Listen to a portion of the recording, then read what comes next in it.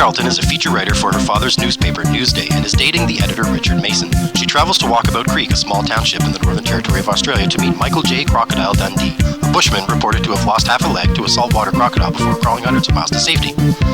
On arrival in Walkabout Creek, she cannot locate Dundee, but she is entertained at the local pub by Dundee's business partner, Walter Wally Riley. When Dundee arrives that night, Sue finds his leg is not missing, but he has a large scar which he refers to as a love bite.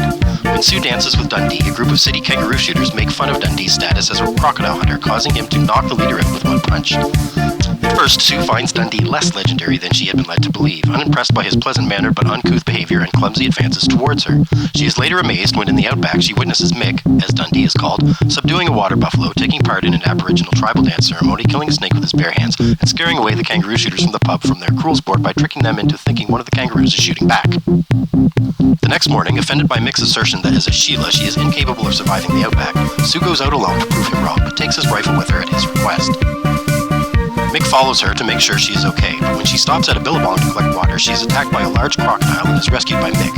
Overcome with gratitude, Sue finds herself becoming attracted to him. Sue invites Mick to return with her to New York City on the pretext of continuing the feature story. At first, Wally scoffs at her suggestion, but he changes his mind when she tells him the newspaper would cover all expenses. Once in New York, Mick is perplexed by local behavior and customs, but overcomes problematic situations including 2 encounters with a pimp and 2 attempted robberies. After this, Sue realizes her true feelings for him, and they kiss. At a society dinner at her father's home in honor of Sue's safe return and of Mick's visit, Richard proposes marriage to Sue, and in a haze of confused emotions, she initially accepts in spite of Richard having recently revealed his self-centered and insensitive true colors during a period of intoxication. Mick decides to go walkabout around the United States, but Sue has a change of heart and deciding not to marry Richard follows Mick to a subway station. She cannot reach him through the crowd on the platform, but has members of the crowd relay her message to him, whereupon he climbs up to the rafters and walks to Sue on the heads and raised hands of the onlookers.